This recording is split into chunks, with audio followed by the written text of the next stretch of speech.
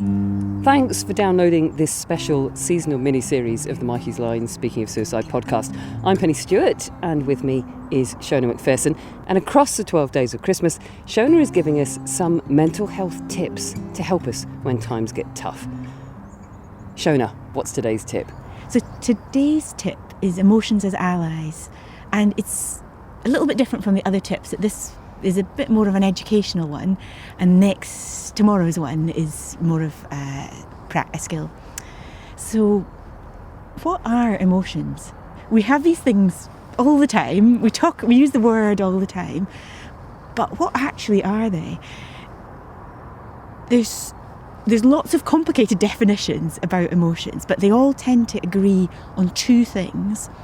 One is that at the core of any emotion is a really complicated series of neurological, cardiovascular, musculoskeletal and hormonal changes throughout our body.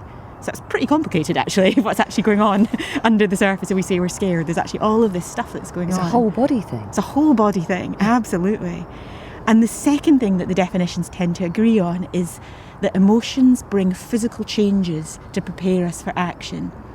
And if we think of the word emotion, it's emotion. They actually are something that can bring us into motion. So if we think about these are a whole body thing, like you just said, Pennie, we often do think of these, we do notice these sensations like butterflies in our stomach, lump in our throat, watering eyes, clammy hands. So emotions tend to give us action urges, but that really important part of this is that we don't have to act. It can feel like people say, oh, I had to do it, my emotions told me to do it. But it's really important that we do allow ourselves to feel our emotions, but to know that we don't always have to act. And the reason I'm calling this emotions as allies is often I think we think of the emotion as the bad guy. It's too much. But actually, if we can think about why we get them and why they're here, that can change our relationship with them a bit and can help us learn to tolerate them a bit. Because I believe that some of our difficulties in life come from not feeling. Anxiety disorders actually come from suppressing our anxiety, or sometimes depression can come because we don't want to feel anything and we end up going numb. Not our fault at all, but there are things that we can do to change our relationship with our emotions. And just to say, I'm not for 1 minute saying that this is easy. So very briefly, I'm just going to look at the purpose of emotions and then do a short meditation or read a poem meditatively for us. So yeah, let's do that. So 3 main reasons I believe we have emotions.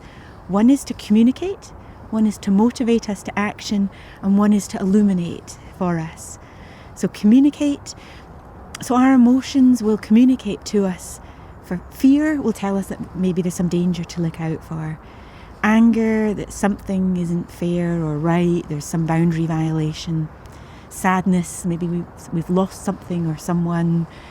Guilt, we've done something that we feel bad for. Love, that we realise we appreciate another. I could go on, but people are getting the gist. Motivate, when we feel these things, if we love somebody and we feel that love, it motivates us to look after somebody. If we feel guilt, it will probably motivate us to change that behaviour. Sometimes we do feel these emotions because of thoughts rather than facts, which you've looked at in previous tips. And then finally, illuminate. If we are able to tolerate our emotions, they can show us what is important to us. Why are we feeling this? Or what needs attended to in our lives? So if we avoid them, we're probably missing out on that inner wisdom. And if we can allow ourselves to feel them rather than avoid them, they may be really helpful for us. And if we work really hard to avoid them, as I said earlier, they can get louder and louder and harder to be with. So somebody centuries ago got this, Rumi, the Sufi poet. So in closing for this tip, Emotions as Allies, I'm going to read the words of Rumi and invite you, if you can, if you feel open to it, just listen to the wisdom in these words. And if you can, allow it just to open yourself up to experiencing your own emotions. This is called the guest house. This being a human is a guest house. Every morning, a new arrival. A joy, a depression, a meanness. Some momentary awareness comes as an unexpected visitor. Welcome and entertain them all, even if they are a crowd of sorrows who violently sweep your house empty of its furniture. Still treat each guest honourably. He may be clearing you out for some new delight. A dark thought, the shame, the malice. Meet them at the door laughing and invite them in. Be grateful for whoever comes, because each has been sent as a guide from beyond. Thanks for listening to this tip, and just a reminder, these are generalised advice. I hope you find it useful. If you don't, disregard it. And please know these aren't a replacement for professional support. Thanks, Shona.